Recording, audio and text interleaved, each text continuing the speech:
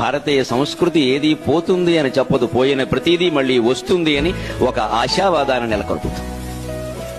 అది జనవరి 1కి జనవరి 1కి ఉగాదికి తేడా. అది డిసెంబర్కి జనవరికి ఏ భేదము లేదు. అప్పుడు చలి ఇప్పుడు చలి, అప్పుడు వణికి ఇప్పుడు వణికి. డిసెంబర్ నెలలో ఏ ఋతువు ఉందో జనవరి నెలలో అదే ఋతువు ఉంటుంది. ఇందులో ఏ తేదీలు ఉంటాయో అందులో ఆ తేదీలే ఉంటాయి. ఏమీ మార్పు లేదు. కనీసం పైగా అర్ధరాత్రి 12 గంటలకి సంవత్సరం మారిందంటారు. అర్ధరాత్రి 12 గంటలకి మనిషి పడుకున్నవాడు పక్కకు కూడా జరగడు. మారే ప్రశ్న లేదు. అంటే జనవరి 1 జరపడం సంవత్సరాది కాదు, ఉగాదే నిజమైన సంవత్సరం.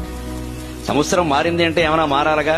మనకి ఉగాది ప్రారంభం సూర్యోదయంతో మొదలవుతుంది, రాత్రి 12 గంటలకు కాదు.